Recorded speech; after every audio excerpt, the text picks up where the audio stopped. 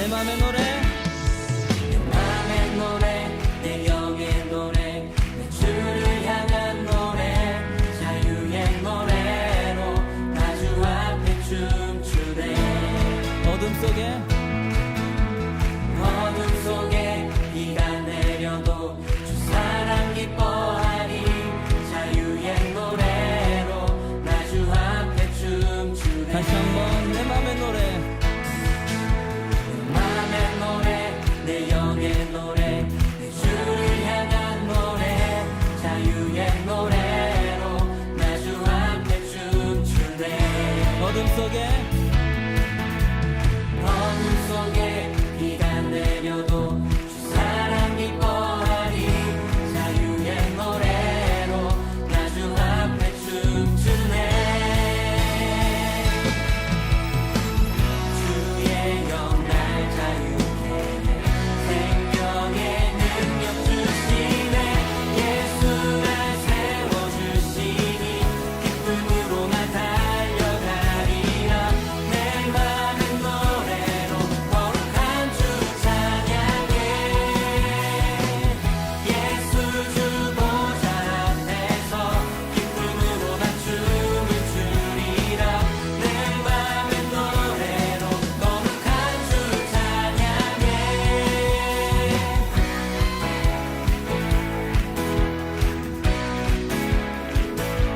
주님께서 우리에게 참된 자유를 허락하셨습니다. 우리에게 잘 주신 그 주님의 이름을 다시 한번 높이며 나갑시다. 맘의 노래, 내 영의 노래, 내 주를 향한 노래, 자유의 노래로 나 주 앞에 춤추네. 어둠 속에 비가 내려도 주 사랑 기뻐하니, 자유의 노래로 나 주 앞에 춤추네. 주의 영 날 자유케 해, 생명의 능력 주시네. 예수 날 세워주시니, 기쁨으로 나 달려가리라. 내 맘의 노래로 거룩한 주 찬양해. 예수 주 보좌 앞에서 예수 주 보좌 앞에서 기쁨으로 나 춤을 추리라. 내 맘의 노래로 다시 한번 예수 날 세워주시니, 예수 날 세워주시니, 기쁨으로 나 달려가리라. 내 맘의 노래로 거룩한 주 찬양. 예수 주 보좌 앞에서 예수 주 보좌 앞에서 기쁨으로 나 춤을 추리라. 내 맘의 노래로 거룩한 주 찬양해.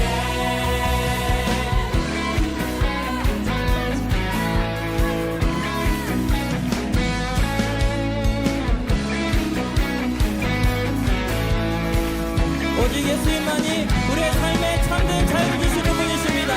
참된 생명으로 인도하시는 그 주님의 이름을 함께 믿음으로 선포하며 나아갑시다.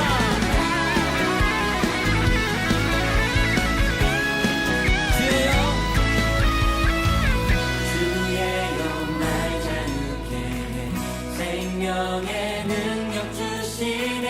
주의 영 날 자유케 해, 생명의 다시 한번 주의 영, 주시네.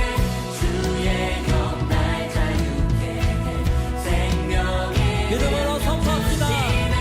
주의 영 날 자유케 해, 생명의 능력 주시네. 예수 날 세워주시니, 기쁨으로 나 달려가리라. 내 맘의 노래로 거룩한 주 찬양해. 예수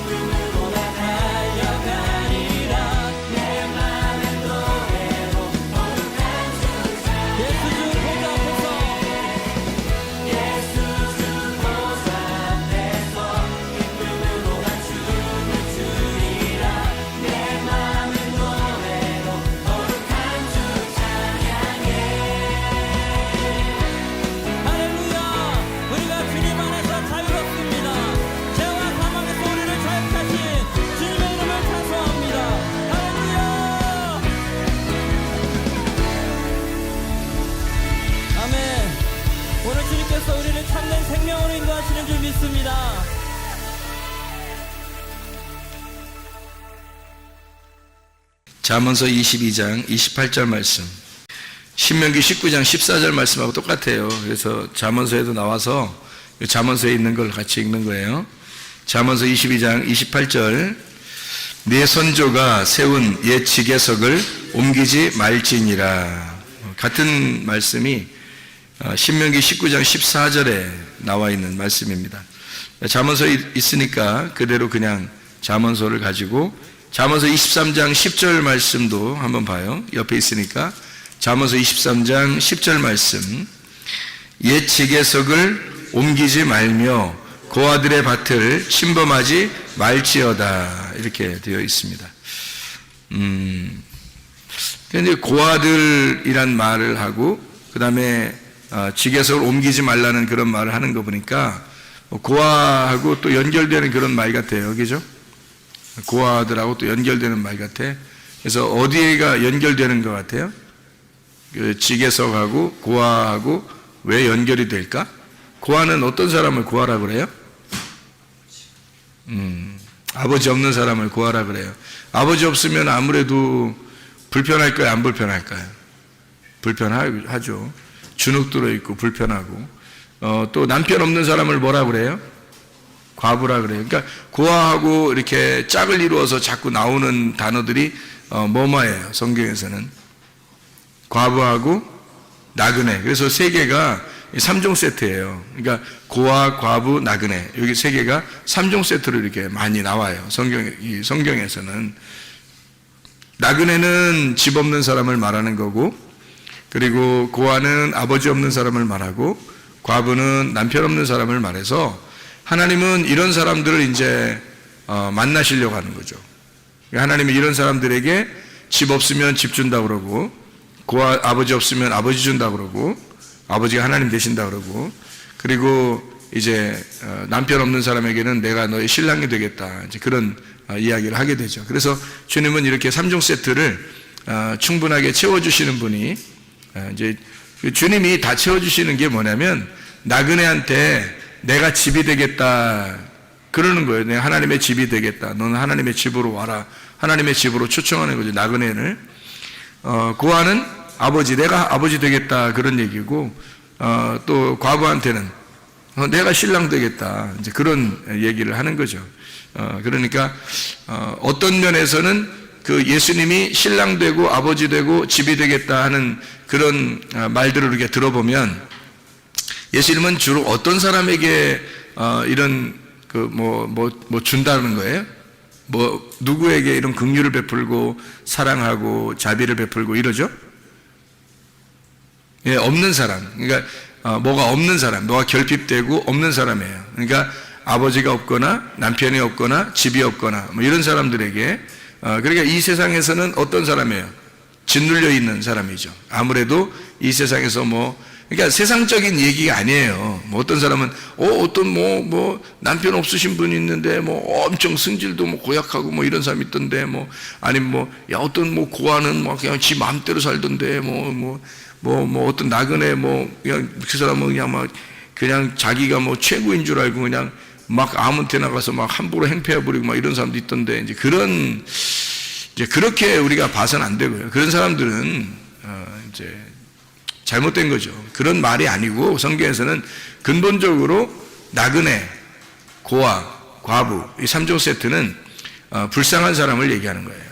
그러니까 비천하고 불쌍하고 없는 사람, 뭔가 이렇게 없는 사람, 이런 사람들에게 하나님은 자기가 그걸 채워주겠다, 내가 만나주겠다, 이제 그런 이야기를 하시는 거죠. 주님께서 말씀하시는 얘기들입니다. 그래서 땅 없는 나그네에게 땅을 주겠다, 또 남편 없는 자에게 내가 남편 되겠다, 아버지 없는 자에게 내가 아버지가 되겠다 하는 그런 말씀들이 이제 성경에서는 이게 처음부터 끝에까지가 사실은 그런 내용이에요.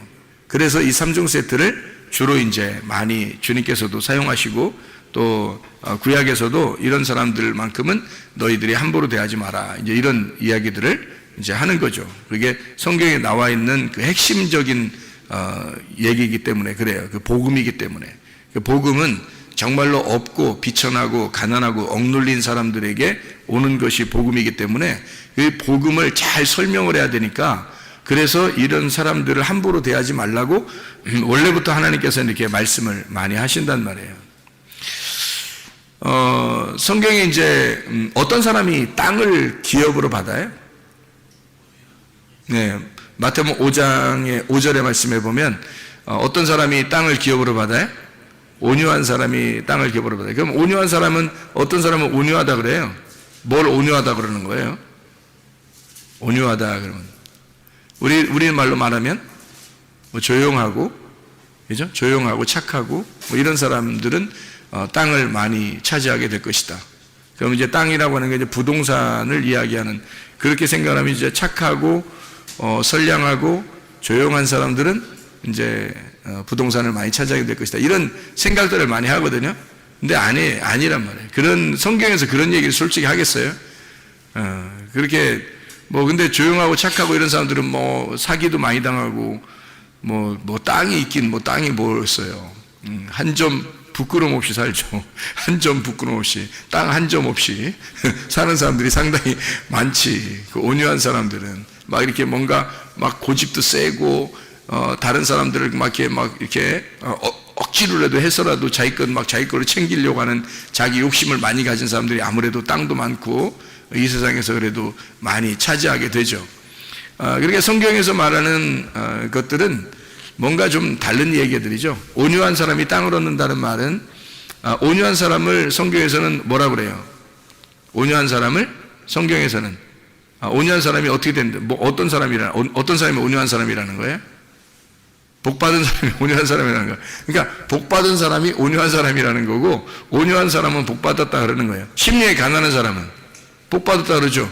복받은 사람은 심령이 가난해진다는 거 아니야. 그럼 애통하는 사람은 복받았다고 복받은 사람은 애통한대요. 그러면 우리가 지금 생각하는 거하고 전혀 틀린 얘기죠. 그렇죠? 그러니까 심령이 가난하다는 얘기도 심령이 가난해진다면 복받은 사람이고, 복받은 사람은 반드시 심령이 가난해진다라는 얘기예요. 심령이 가난하다는 얘기는 우리가 말씀 많이 나눠서 알지만 영적으로 가난한 걸 말하는 거예요. 영적으로 막 영적인 걸 구하는 거예요. 영적인 건 생명을 말하고 말씀을 말하니까 그 영적인 생명과 말씀, 하늘나라의 것을 요구하고 그것을 차지하려고 하는 그런 사람이에요. 이 땅의 것을 요구하는 게 아닙니다. 그런 심령이 가난해진다는 것은 벌써 복이 있다는 거예요. 복이라는 영생, 예수 그리스도가 그 사람에게 있으면, 그러면 이제 이 사람이 그런 것을 요구하게 된다는 거죠. 그런 가난의 심령의 가난은 거지가 된다, 이런 얘기거든요. 진짜 거지예요, 거지. 심령이 가난하다는 말은 진짜 영이 거지가 됐다, 이런 의미예요. 영적으로 그것을 거지처럼 막 구한다, 그런 의미거든요. 애통하는 사람이 또 복이 있다. 복 있는 사람이 애통하게 된대요. 그 애통한다는 말은요, 펜테오라는 단어거든요. 펜테오라는 단어는 슬퍼한다는 말이고 애도한다는 말입니다. 이게 펜도스에서 온 단어예요. 슬픔, 애도라는 거예요. 그러니까 애도한다, 슬퍼한다, 그런 의미거든요. 그게 이제 파스코에서 나온 단어예요. 파스코라고 하는 단어가 고통스러운, 고난당한다는 의미가 있습니다. 그러니까 애통한 사람이 복이 있다, 복이 있는 사람이 애통한다는 말은 고난당한다는 말이에요. 복이 있는 사람이다, 그 사람은 애통한다, 고난당한다, 그런 말이거든요. 이게 파스카에서 나온다네요. 파스카라는 말이 6월절이거든요. 6월절. 그러면 이제 애통한다는 말이 그냥 우리가 막 애통해 이런 애통이 아니고, 사실은 6월절의 애통, 애끓는 그 속에서 막 창자가 뒤집히듯이 애끓는 애통을 말하는 거예요. 그런 애통을 하게 된다. 어떤 사람이? 복받은 사람이. 복받은 사람아, 너는 이렇게 창자가 끊어질 만한 애통, 고난을 당하고 그런 그 고통을 호소하게 될 것이다. 부르짖게 될 것이다. 이런 얘기예요. 그 6월절의 고통이라는 게 대단하죠. 6월절이라고 하는 거는 여러분이 알듯이 6월절이라는 날에 이렇게 피를 이렇게 발라가지고 어린 양의 피를 이렇게 바른 집은 살았죠. 근데 그렇지 않은 집들은 다 어떻게 했어요? 막 장자가 죽은 것에 대한 울음이 그 온 애굽 땅을 갖다 다 이렇게 울음바다가 됐단 말이에요. 그러니까 이게 장자가 죽었다는 말은 첫째 아들이 죽었다는 얘기인데, 그 집의 첫째 아들이 죽은 것에 대한 그 속에 창자의 그 애끓는 창자의 그 이렇게 호소, 애통, 그런 슬픔이거든요. 그 사람 아들 죽어서 나오는 슬픔이에요. 그런 슬픔이 온 바다를, 온 애굽 땅을 이렇게 적시듯이 그렇게 눈물을 흘린 그런 슬픔이 애통한다는 얘기인데, 복받은 사람들아, 너희들은 이렇게 될 것이다 이런 얘기거든요. 이게 말이 안 맞죠. 이 땅에 있는 걸로 말하면 말이 안 맞는 얘기예요. 그러니까 이게 6월절 어린 양의 피로 구원속받지 못한 사람들, 장자의 죽음 가진 사람들은 어떤 죽음을 얘기하는 거예요? 장자의 죽음이라는 건 첫째 아들의 죽음을 말하는 거예요. 첫째 아들의 죽음이라고 하는 것은 누구를 얘기하면 인류의 첫째 아들이 누구예요? 아담이거든요. 아담의 죽음을, 그러니까 다시 말하면 나의 죽음을 얘기하는 거예요. 내가 죽고 그리스도가 부활하는 거. 그래서 내가 죽어야 그리스도가 부활하는 거예요. 그러니까 나의 죽음을 통한 그 애통, 애곡. 예수 그리스도가 십자가 못 박혀 돌아가실 때 그의 어머니가 얼마나 울었겠어요. 그 울고 그렇게 그 슬퍼하던 그 예수님을 이렇게 잉태하고 출산하고요. 마리아가. 그리고서 그 예루살렘에 가서 예언자를 만나고 그러잖아요. 그럴 때 이제 뭐라 그래요? 당신은 이 아이 때문에 굉장히 애통하게 될 것이다. 이제 그런 이야기도 듣고 그러죠, 그죠? 그러니까 이 아이 때문에 애곡하게 될 것이다. 장자의 애곡입니다. 장자의 죽음에 의한 애곡. 예수님이 마리아의 그 자녀들 중에서 첫 번째 아들이에요. 그렇죠? 장자입니다. 예수님이요. 그 나머지 이제 동생들이 또 태어났는데 예수님이 첫 번째 아들이에요. 그러니까 그 장자의 죽음에 대한 것은 바로 6월절 날 애굽에서 장자의 죽음이 누구의 죽음을 얘기하는 거겠어요? 그러니까 예수의 죽음을 얘기하는 거죠. 예수가 죽을 때 그의 어머니가 애통하는 그 애통을 생각해 보라고. 그 애통이 있는 것은 복 받은 사람만 그렇게 할 수 있다는 거예요. 그 희한한 얘기죠, 그죠? 성경에서. 그러니까 그 애국이라는 애통이 어떤 의미냐면 첫째 아들이 죽는 의미. 그러니까 예수가 이 땅에 죽는 의미를 얘기하는 거거든요. 첫째 아들로 와서, 첫째 아담으로 와서 두 번째 아담이 오셔서 죽으시는 거거든요. 그 죽음을 갖다가 이제 이야기할 때 애통한다. 그게 복받은 사람들은 애곡하게 될 것이다. 애통하게 될 것이다. 그게 이제 파스카, 6월절에 대한 이야기를 설명하는 것이다. 그런 애통이에요. 그러니까 이 애통은 육체적인 이런 그 슬픔의 애통이 아니고 영적인 애통을 말하는 거예요. 영적인 애통. 그러니까 자기가 죽는, 그러니까 장자의 죽음, 그러니까 나의 죽음을 예수 그리스도와 예수 그리스도의 십자가의 죽음으로 정확하게 깨달은 사람들의 그 애통, 이것은 복받은 사람이 그걸 가능하다는 얘기고, 이렇게 된다면 이게 복받은 사람이다 이런 얘기예요. 그래서 복받은 사람은 애통하게 된다. 그런 6월절의 죽음을 정확히 진리를 깨닫고 그 진리 안에서 그가 나의 죽음을 기억하고 울 수 있는 자, 애통하는 자, 슬퍼하는 자, 이런 것을 의미하는 얘기가 되겠어요. 그런 사람들을 위로한대요. 위로. 그러니까 애통하는 자는 위로한다 그러잖아요. 그죠?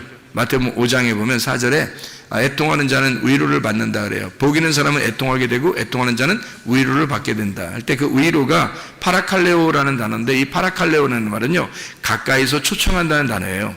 가까이서 초청한다. 그러면 가까이 초청한다니까 이게 하나가 된다는 얘기죠. 가까이서 함께 있는다는 얘기거든요. 가까이 초청한다. 초청한다는 게 뭐였어요? 하나님이 우리를 초청하신다면, 하나님이 복이 우리를 초청하신다면 뭐겠어요? 여러분을 교회에 오게 할 때 하나님이 여러분을 초청하셨죠? 하나님이 여러분을 초대한 겁니다. 이게 바로 위로라는 거예요. 파라칼레오.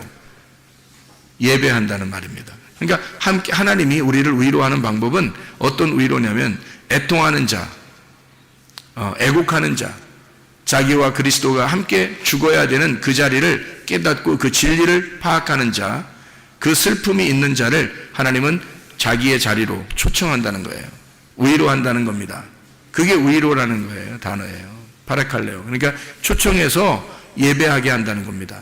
그러니까 와서 하나님의 초청을 받고 여러분 와서 예배를 드리면 이 예배 드리는 여러분은 지금 위로받고 있는 거예요. 여러분은 지금 하나님의 위로가 여러분에게 있는 것입니다. 복 받은 사람은 애통하게 되고 애통하는 사람은 위로를 받고 있는 거야. 지금 여러분이 여기 왔다는 자체가 위로받고 있는 거랍니까? 놀라운 거죠. 그러니까 이게 마태복음 5장에 5절에 보면 온유한 자는 복이 있나니 온유한 자는 복이 있나니 땅을 기업으로 받을 것이며 그러죠. 복 있는 사람은 온유해지나니 그 온유한 사람은 땅을 기업으로 받을 것이다. 뭐 이런 얘기가 써 있어요. 그 온유한 사람이라는 게 이게 프라우스라는 단어입니다. 이 온유한 자라는 단어, 겸손한 자라는 말하고 같은 비슷한 단어인데요. 이게 온유하다는, 이 온유한 자라는 프라우스라는 단어는 프로시케에서 나온 단어인데, 이게 기도, 예배라고 하는 단어예요. 이게 프로스크마이에서 온 단어인데, 기도하다, 간청한다는 말입니다. 그러면 이제 어떻게 간청하는 걸 얘기하는 거냐면, 이게 거지가 돼서 간청하는 걸 말하는 거예요. 심령이 가난한 자가 거지가 돼서 그 영적인 것을 구하는데 간구하는 거 있잖아요. 예. 그런 간구를 말하는 거예요. 그게 온유라는 겁니다. 온유.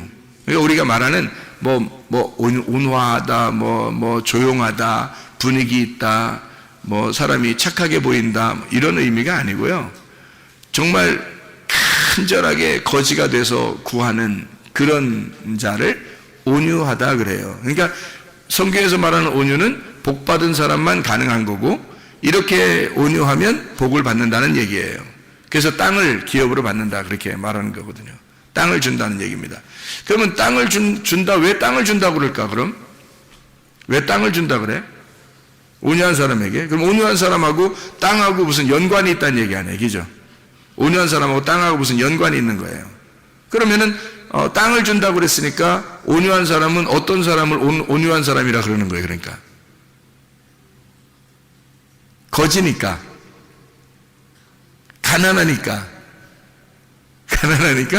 거지니까, 뭐가 없으니까 땅을 준다는 거야. 땅이 없으니까 땅 준다는 거야. 땅 없는 자, 집 없는 자, 땅 없는 자, 그걸 온유한 사람이라 그러는 거예요. 그럼 이 땅에 땅을 얘기하는 걸까요? 아니면은 영적인 땅을 얘기할까요? 영적인 땅이 없어서 막 우는 자예요. 영적인 땅이 없어서 막 울고, 그 영적인 땅을 달라고, 하늘의 땅을 달라고 막 애걸하는 사람 있잖아요. 하나님, 하늘의 땅을 주십시오. 이 땅이 아니에요. 온유한 사람 땅 준다니까 이 땅 얘기하는 거 아닙니다. 그 부동산 얘기하는 거 아니에요. 하늘에 있는 땅이에요. 그 하늘의 땅을 막 구하는 자예요. 그 복받은 사람이라는 거지, 사람이. 그 사람은 진짜 복받은 사람은 그렇게 한대요, 또. 복받은 사람은 그렇게 땅이 없어서 막 기도하는 자예요. 간구하는 자. 그 땅을 달라고. 예. 그렇게 간구하는 자에게는 땅을 주신다는 거야. 그 땅을. 땅이 누구야, 그러면? 예수 그리스도죠. 그 땅을 주신다는 거야. 그래서 그 주신 하나님이 주신 그 땅, 그 하나님이 주신 그 땅의 경계표를 옮기지 말라는 거예요. 그걸 네 마음대로 옮기지 마라. 왜? 하나님이 주셨으니까. 하나님이 주신 거니까 하나님이 은혜로 주셨다는 거야. 하나님이 주신 거는 선물이잖아. 그러니까 네가 네 마음대로 옮기면 그게 율법이 되는 거죠. 그래서 네 마음대로 옮기지 말고 하나님이 주신 은혜대로 살아라, 그런 말이에요. 이게. 그래서 그 지계석을 옮기지 마라, 그렇게 이야기한 거거든요. 자, 우리가 성경 여기서 이제 몇 가지만 한번 찾아보고 마치도록 할게요. 민수기 12장 3절의 말씀에 보면 모세가 어떤 사람이라고 나와요? 온유한 사람이라고 나와요. 모세가 온유한 사람. 모세는 승질 한 번도 안 낸 사람이에요? 아니죠? 근데 모세를 온유한 사람이라고 하는 걸 볼 때, 여기서 모세는 어디서 죽었어요? 모세는 어디서 죽었어요? 광야에서 죽었죠? 그러면 모세는 가나안 땅에 들어갔어요? 못 들어갔어요? 못 들어갔어요. 그러니까 가나안 땅에 들어가고 싶어서, 그 땅을 자기가 차지하고 싶어서 굉장히 간구하던 사람이겠죠. 가나안 땅에 있는 땅을 내가 들어가면 좋겠는데요 하면서 계속 그랬잖아요, 모세가. 그죠? 그때 하나님 못 들어가겠죠. 왜? 모세는 율법을 상징하기 때문에 광야에서 죽어야 되거든. 근데 이 사람은 광야에서 계속 있었지만, 광야에 있었는데 광야가 자기 땅이 아니죠, 모세가. 그죠? 광야가 자기 땅이 아니니까 늘 어딜 가고 싶었어요? 요단강 건너서 가나안 땅 들어가고 싶었단 말이에요. 그러니까 이 모세가 얼마나 애통하고 이렇게 고민하고 기도하고, 하나님 나 저 땅 좀 가고 싶어요, 얼마나 그랬겠냐고요. 자기는 집이 없는 거예요, 광야에서. 그죠? 광야는 나그네가 있는 곳이잖아요. 나그네, 자기 집이 없는 거야. 가나안 땅 들어가야 자기 집이 있거든. 그러니까 자기 집이 없으니까 굉장히 고민하고 있었던 그런 사람이에요. 그런 사람이니까 이 사람은 가나안 땅에 들어갈 사람이 아니니까 하나님이 그걸 막을 거니까 이 사람은 어떻게 고통받는 사람이지. 비천한 자가 되는 거죠. 하나님이 짓눌러버린 자죠. 그래서 이 사람을 온유하다 그러는 거예요. 뭐 착해서 조용하게 말해서 분위기가 있어서 온유하다 이렇게 말하는 거 아니에요. 아마 사람들은 다 그런 걸로 온유 이렇게 생각할 거예요. 근데 그런 의미가 아니고 온유라고 하는 이 온유한 자, 민수기 12장 3절에 모세를 온유한 자라고 할 때 그 온유한 자는 아나브입니다. 이 아나브라고 하는 단어는 억압된, 가난한, 거룩한, 겸손한, 비천한 이란 단어예요. 그러니까 모세는 비천한 자이다 라는 의미예요. 그런 단어예요. 모세는 가난한 자이다 그런 단어예요. 모세는 짓눌려 있는 자이다. 이 모세는 온유한 자다라고 할 때 이 온유한 자 모세는 짓눌려 있는 자야.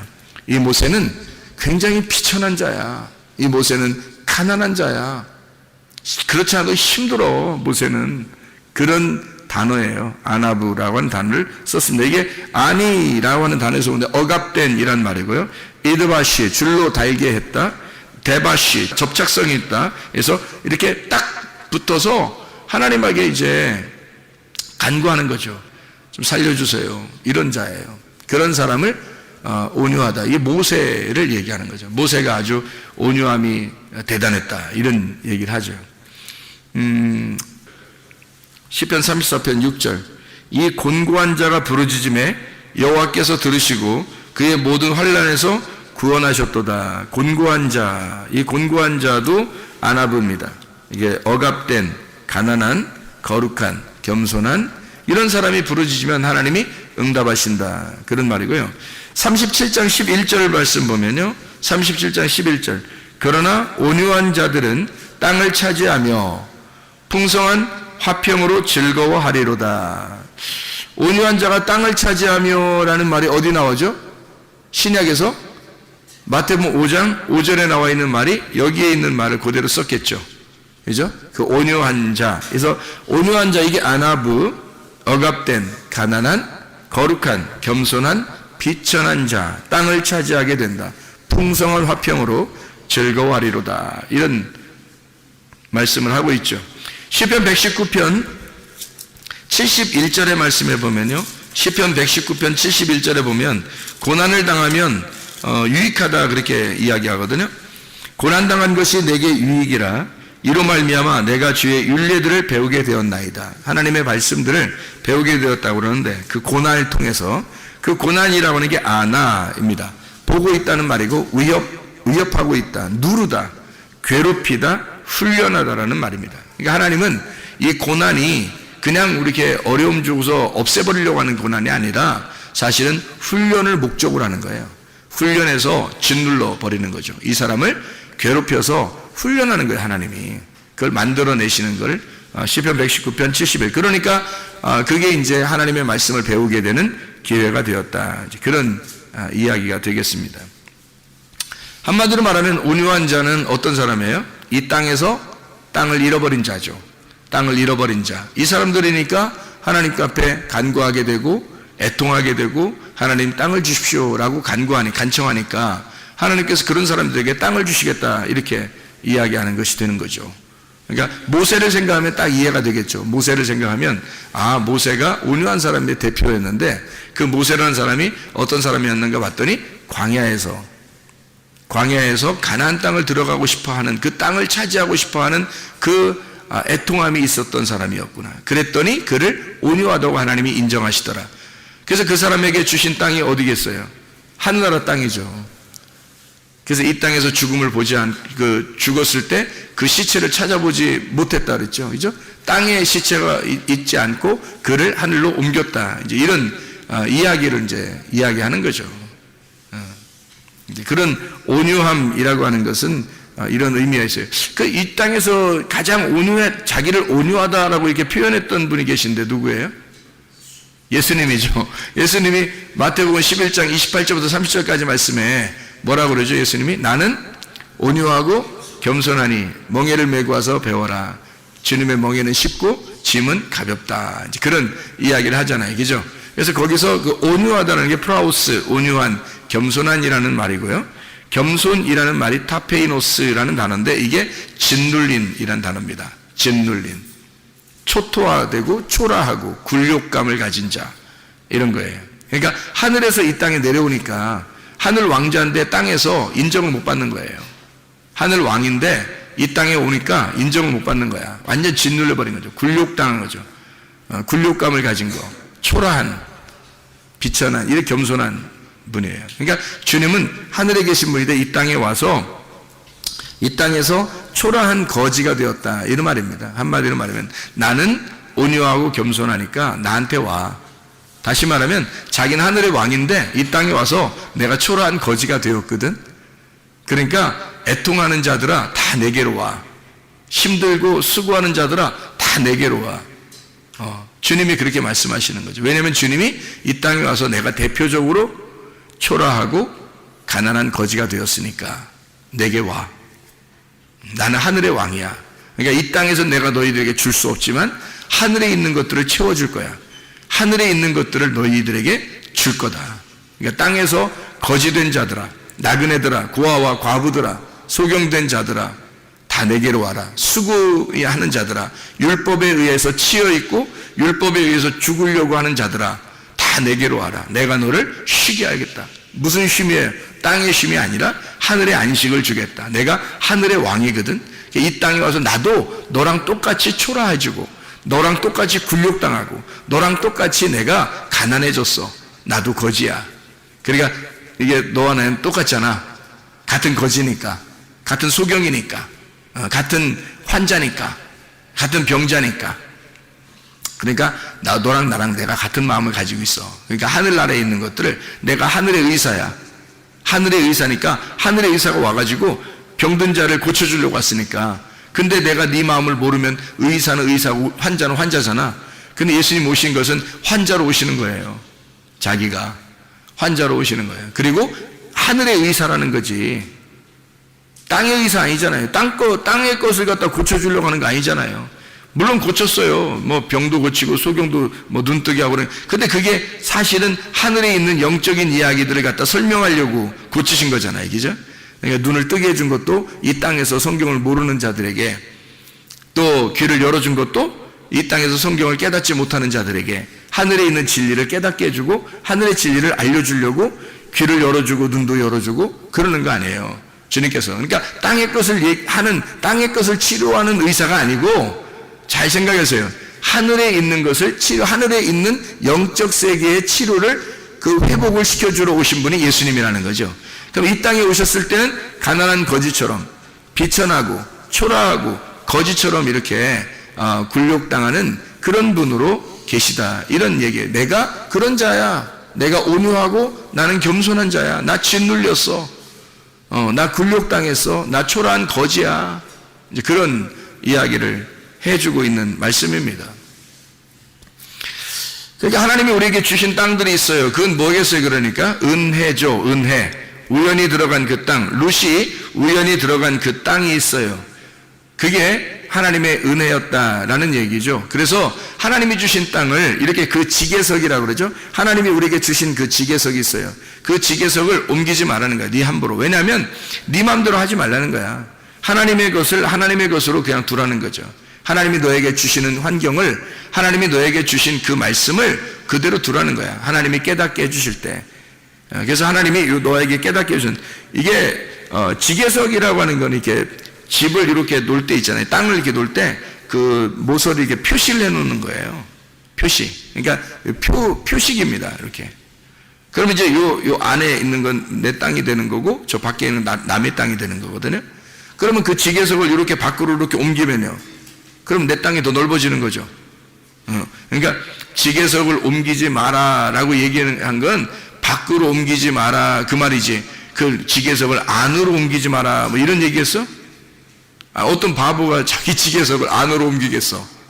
땅이 이만큼 있어. 이렇게 네모나게 이렇게 해서 여기 네모나게 4개 지계석을 놨다고 생각해봐. 여기 표시를 놨어. 돌 같은 거로, 나무 같은 거로 이렇게 4개를 놨는데 지계석을 옮기지 말아야 된다 그랬는데 옮긴다고 해서 이걸 갖다 안쪽으로 이렇게 갖다 이렇게 집어넣어놨어. 그럼 땅이 더 좁아지지. 자기 땅이 또 더 옮기고 싶어서 더 옮겼어. 그러면 또 땅이 더 좁아지지. 이거를 밖으로 옮겨야지. 옮긴다면 밖으로 옮기려면 이 사람이 밖으로 이렇게 1cm씩 11을 옮기면 10cm가 옮겨지는 거예요. 양쪽으로 10cm씩 옮기면 20cm가 옮겨진 거예요. 하루에 1cm씩 옮겨도. 그러면 이제 이게 1년이 되면, 한 달 동안 옮기면 어마어마한 거죠. 그죠? 이 하루에 1cm씩 옮기면 10일이면 10cm, 30일이면 한 달이면요. 30cm가 넓어지는 거예요. 그럼 이쪽도 30cm가 넓어지니까 60cm를 벌어들이는 거지. 이렇게 땅을 더 크게 하는 거죠. 이렇게. 그러면 네가 옮긴 거잖아. 이렇게. 네가. 그런 짓들 하지 말라는 거예요. 그러면 상대적으로 그 이웃의 땅은 어떻게? 좁아지겠죠? 이웃의 땅이 좁아지는 거예요. 내게 주어진 은혜를, 내 거 풍부하다고 해서 내 거를 갖다가 이게 밖으로 더 많아지려고 이렇게 옮기잖아요. 그럼 그걸 뭐라고 그러냐면 탐심이라고 그러는 겁니다. 탐심이라고. 그러니까 탐심을 부리지 말라는 거지. 이게 옮기면 더 넓어지잖아. 그러니까 탐심이죠. 그래서 그걸 탐심이라, 육신의 정욕, 안목의 정욕, 이생의 자랑, 먹음직 보암직 탐스럽게 하는 거. 그게 이제 탐심은 우상숭배. 그래서 그걸 뭐라고? 선악과. 그러니까 이것을 그렇게 옮긴다면 선악과. 그럼 선악과는 뭐를 갖다가 선악과라고 그랬어요? 율법. 그러면 율법이 요거의 어떤 그 표식이라고 했죠? 율법이 요거의 표식. 나를 이 안에서 자유롭게 만드는, 진리를 자유롭게 만드는 그 울타리란 말이에요. 그 율법이란 말이야. 이거를 넘어가지 마라 그 말이야. 이거를 넘지 마라. 너에게 주어진 그 율법 안에서, 그 안에서 자유해야 된다 그 말이거든요. 이것을 넘어가지 말라는 거지. 그러니까 우리에게 주어진 것들이 있어요. 환경들도 그렇죠. 우리에게 주어진 것들이죠. 나의 아내가 있을 거고 나의 남편이 있을 거란 말이에요. 그죠? 넘어가면 안 되겠죠. 그죠? 나의 자녀가 있을 것이고 나의 부모가 있을 거란 말이에요. 그걸 넘어가지 말라는 거죠. 그죠? 이거를 질서를 파괴하지 말라는 거고, 그리고 내게 주어진 것들을 넘어가지 말라. 뭐 이런 의미도 되겠죠. 그죠? 그래 내게 주어진 근본적인 것은 성경에서는 그 땅이라는 그 말씀을, 그 말씀 안에서 진리를 발견하라는 말이에요. 그 주어진 말씀 안에서 진리를 발견하라. 그래서 이 말씀이 지계석이에요. 이만큼 딱 여기 성경책 보면 이게 성경책 이렇게 네모나게 생겼잖아요. 이게 책이잖아. 이 성경책 이 자체가 지계석이라고. 이 지계석. 그러면 이 안에서 진리를 발견해야지. 이걸 넘어서서 다른 것으로 진리를 막 깨달으려고 하는 사람들이 있어요. 그죠? 성경책 말고 다른 거로 진리를 깨달으려고 뭐 다른 지식을 막 구하고 이런 사람들도 꽤 있거든요. 그런 진리는 하나님께서 요구하시는 게 아니란 말이에요. 이게 욕심이죠. 자기가 탐심이란 말이에요. 좀 더 나아 보이려고, 다른 사람에게 좀 자기를 자랑해 보려고 하는 그런 거지. 솔직히 말해서 진리는 성경 안에 있습니다. 이 율법이라는 이 성경 안에 이 지계석을 옮기지 마라. 이 지계석 안에 진리가 있다. 이 진리를 요 안에서 발견하라. 그런 말이거든요. 그래서 룻이라는 여자가 보아스를 만날 때, 보아스가 룻한테 뭐라 그래요? 보아스한테 내 밭에서 다른 밭으로 안 가는 게 좋겠다. 그래요. 왜 그러냐면 룻이 그 밭을 들어갈 때 우연히 들어갔어요.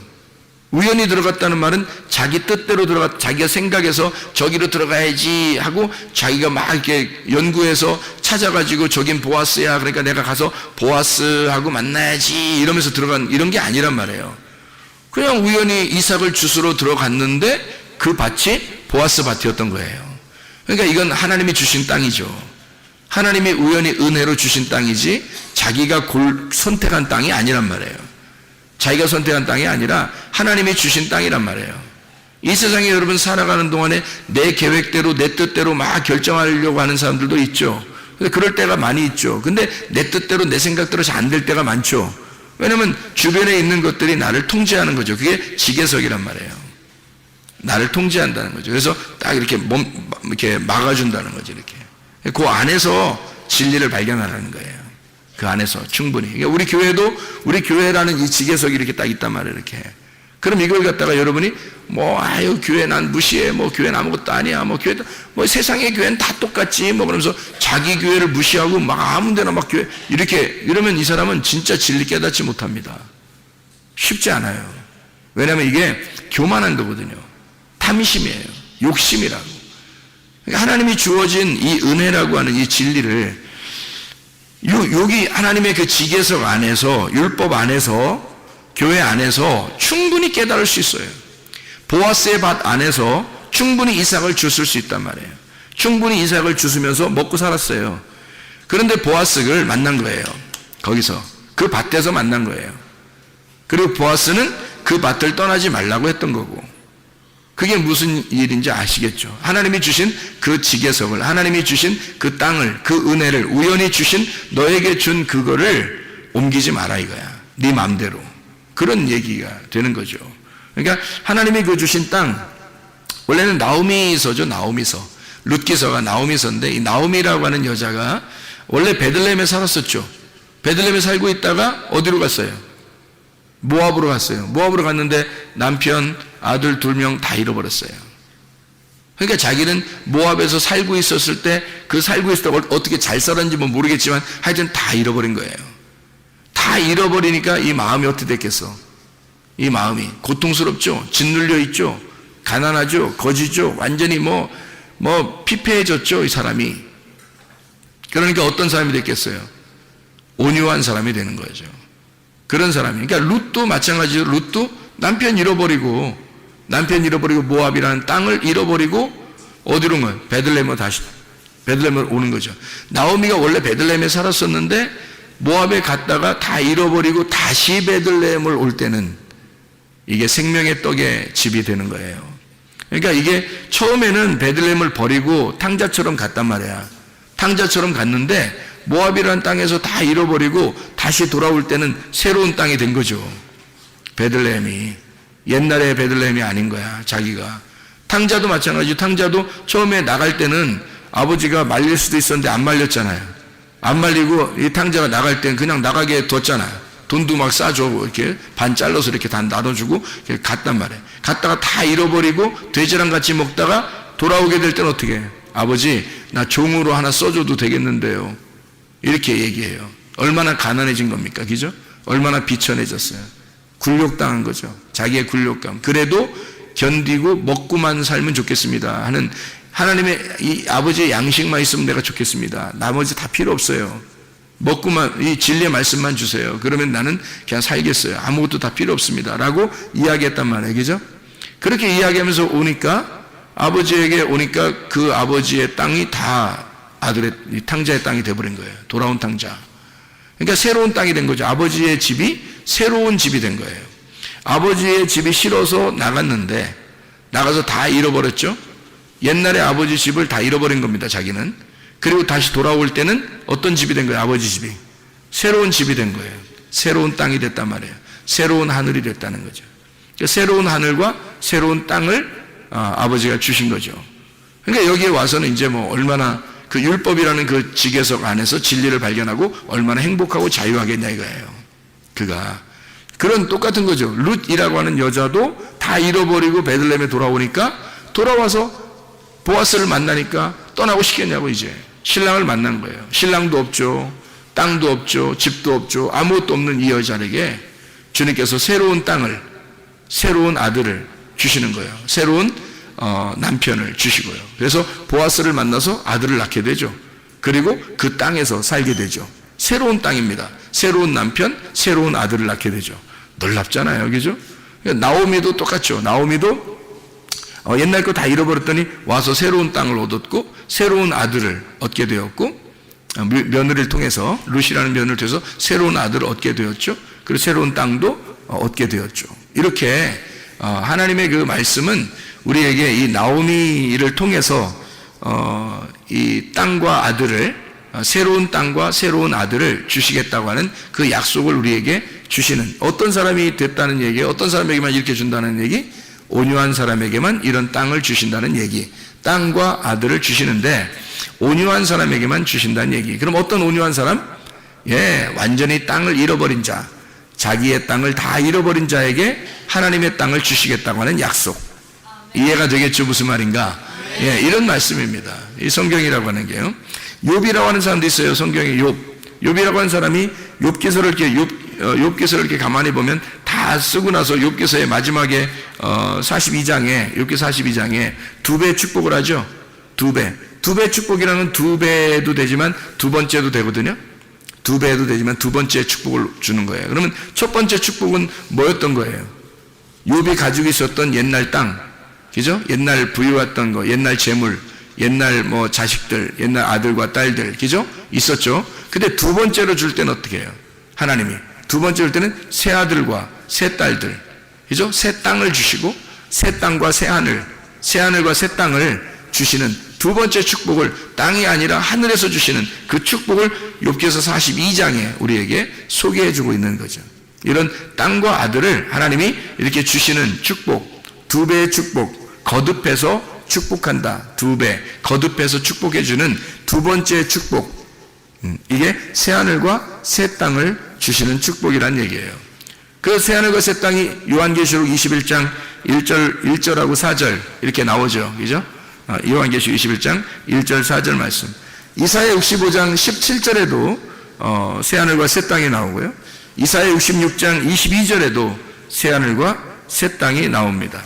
하나님은 우리에게 하나님이 우리에게 우연히 주신 그 은혜, 하나님의 그 지계석, 그 땅, 하나님이 정하신 그 땅을 우리에게 주고 싶어 하신다. 라합이라는 여자는 또 어때요? 라합이라는 여자는 여리고성 무너질 때 라합이라는 그 사람이 살아났죠. 그 식구들도 살아났잖아요. 그럼 라합이라는 여자는 뭐 거기서 굉장히 뭐 대단히 인정받는 여자였을까요? 아니겠죠. 그 여자는 이렇게 성에 가면 이렇게 밑에 사는 게 아니라 막 이렇게 다락방에 살고 이렇게 위에 살고 이런 사람들은 이렇게 잘 사는 사람은 아니겠죠. 그러니까 이렇게 얻어서 사는 그런 사람이에요. 자기 땅도 아니고. 그게 이 여리고성이 다 무너질 때 이 사람은 새로운 여리고를 이제 주시는 거죠. 향기로운 그 여리고를 새로운 것을 주는 거예요. 이 이스라엘 백성들이 점령에 들어가서 하나님이 새로 이 사람을 살려서 이스라엘 백성과 똑같이 그 땅을 나누도록 그렇게 만들어 주셔서 라합이라고 하는 이 여자는 유대인을 만나서 유다의 자손을 만나가지고 대단히 축복받은 여자가 되었죠. 그래서 라합이라는 여자를 통해서 나중에 예수님이 나중에 출산하게 되는 그런 그 예수님의 그 족보에 기록되는 놀라운 여자가 되었습니다. 그러니까 이것도 역시 그 옛 땅을 잃어버린 여자에게 새로운 땅을 주시겠다고는 하나님의 놀라운 새로운 땅과 새로운 아들을 주시는 하나님의 놀라운 역사, 이것을 우리가 보게 되는 거죠.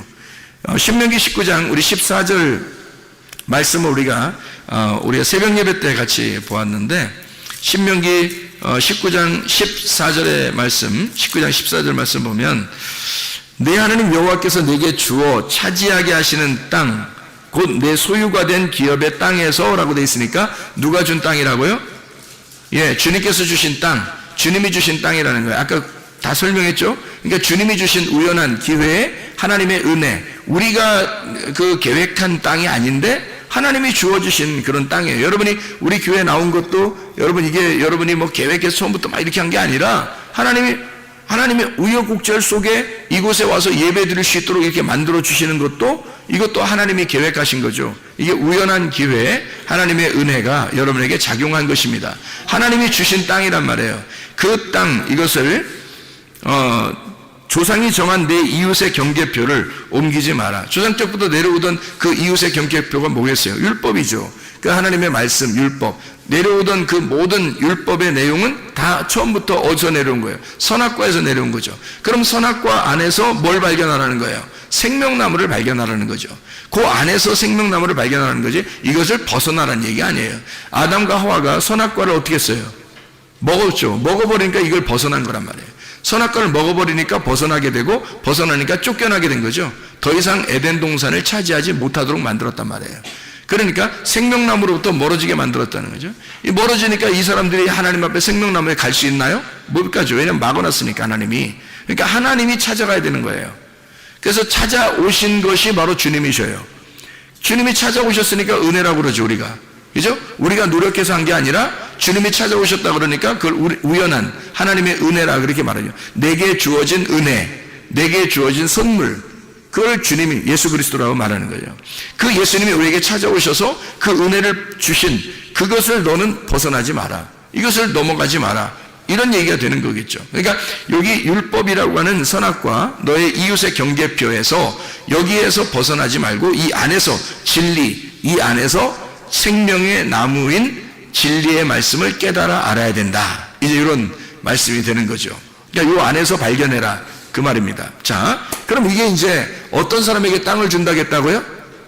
온유한 사람에게 땅을 준다겠다고. 그럼 온유한 사람에게 땅을 준다는 말은 어떤 의미를 가지고 있을까? 한 가지만 보고 우리가 마치도록 할게요. 창세기 23장 13절부터 창세기 23장 13절부터 20절까지 말씀인데요.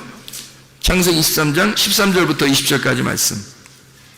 자, 여기에서 아브라함이라는 사람이 나오는데, 이 아브라함이 그 백성, 그 땅의 백성이 듣는 데서 에브론에게 말하 이르되 당신이 합당히 여기면 청하건대 내 말을 들으시오. 내가 그 밭값을 당신에게 주리니 당신은 내게서 받으시오. 내가 나의 죽은 자를 거기 장사하겠노라.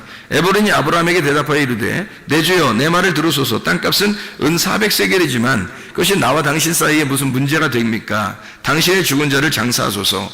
아브라함이 에브론의 말을 따라 에브론이 해쪽 속에 듣는 데서 말한 대로 상인이 통용하는 은 400세겔을 달아 에브론에게 주었더니 마므레 앞 막벨라에 있는 에브론의 밭 곧 그 밭과 거기에 속한 굴과 그 밭과 그 주위에 둘린 모든 나무가 성문에 들어온 모든 해쪽 속에 보는 데서 아브라함의 소유로 확정된지라. 그 후에 아브라함이 그 안에 사라를 가나안 땅 마므레 앞 막벨라 밭 굴에 장사하였더라. 마므레는 곧 헤브론이라. 이와 같이 그 밭과 거기에 속한 굴이 해쪽 속으로부터 아브라함이 매장할 소유지로 확정되었더라, 이렇게 되어 있거든요. 그럼 이게 이제 창세기 23장 13절에서 20절까지 말씀에 왜 아브라함은 에브론에게서 이렇게 땅을 샀을까요? 왜 땅을 샀을까요? 땅값을 후하게 쳐준 거예요. 땅값을 후하게 쳐서 그걸 땅을 산 거거든요. 값을 치르고 우리를 산 거죠. 주님이 우리가 땅을 차지하게 하려고 주님이 우리를 위해서 대신 값을 치러준 거죠. 그렇죠? 그러면 이 후한 값을 치르고 우리를 땅을 차지하도록 만들어. 그러면 그 땅이 어떤 땅이라고 여기서는 말해요? 이 아브라함이 어떤 사람이기 때문에 여기 땅을 산 거예요. 땅이 없어서. 그죠? 그러면 땅이 없다는 것은 여기서 지금 아브라함이 어떤 사람이었다는 거예요? 나그네였다는 거예요. 나그네였다. 나는 나그네다. 집이 없다. 집이 없으니까 나는 뭐 천막 하나 치면 내가 집이고, 그냥 뭐 천막 걷어서 저쪽으로 옮기면 저기가 내가 그냥 잠자는 곳이고 뭐 이렇게 생각했는데, 아니 아예 그냥 그 죽은 부인을 위해서 거기다가 집어넣어야 되니까 그 땅 안에 집어넣어야 되거든요. 그러니까 이게 천막 안에다 집어넣고 다닐 수는 없잖아요. 그러니까 땅 안에다 이렇게 집어넣어야 되는데 내 땅이 없는 거야. 그렇죠? 그러니까 온유한 자가 땅을 기업으로 받는다 그랬으니까 잘 생각해봐요. 온유한 자가 땅을 기업으로 받는 거니까.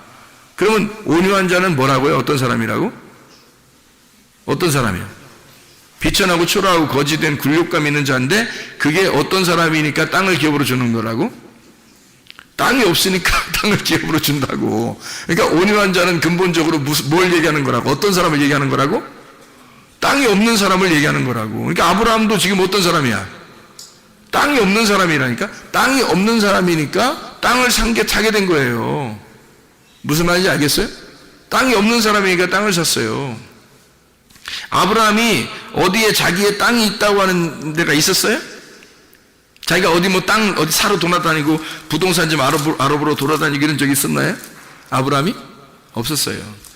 이 땅에서 유일하게 땅 하나를 샀어요. 이 땅에서 유일하게 땅 하나를 샀는데 그게 하필 뭘 산 거예요? 무덤을 산 거예요. 무덤을. 그러니까 참 희한하적이죠. 아브라함이 땅을 하나 샀는데 다른 땅을 산 게 아니라, 좋은 땅 뭐 이런 게 아니라 무덤을 하나 산 거예요. 그러니까 굴이 있는 그러니까 굴에다가 이제 던져놓는 거죠, 시체를. 그래서 굴에다 던져놓는 그 무덤이니까, 이 무덤이 있는 밭인데, 그 무덤을 갖다 산 거예요. 그러니까 아브라함은 다른 거 산 게 아니라 무덤을 산 거라는 거죠. 그러면 잘 생각해 보시라고요. 유일한 터전이, 그가 산 유일한 그 자기 부동산, 집이 이 땅에서 무덤이었던 거죠. 그래 자기는 지금 이 땅에서 어떻게 한다는 거예요? 나그네 인생에서 자기 이 땅에 무덤에 들어간다. 그죠? 자기 아내도 그 무덤에 들어가게 하고 자기도 그 무덤에 들어가게 될 것이다. 그러니까 유일하게 이 사람이 본토 친척 아비집을 떠나서 다 잃어버렸죠. 아버지도 죽고, 그죠? 다 잃어버리고 왔잖아요, 가나안 땅에. 그러니까 나그네로서 왔죠. 아버지도 없죠. 집도 없죠. 아무것도 없는 사람이에요. 그런 사람을 성경에서는 어떤 사람이라고 그래요? 복 있는 사람은 뭐해 지나니? 온유해 지나니. 이 사람에게는 땅을 기업으로 받는다. 근데 그 땅을, 어떤 땅을 주었다? 예, 헤브론에 있는 막벨라 굴에 있는 무덤을 주었다. 이 말이잖아요. 그죠? 그러니까 하나님이 주시긴 주셨는데 무덤을 주었다. 그것도 비싼 값을 주고, 예수님이 우리의 값을 치러주시고, 우리 교회를 구입해서 주님께서 예수님이 값을 치르고, 자기의 목숨이라는 값을 치르고 자기의 생명을 내주고 우리 교회를 샀다 이거죠.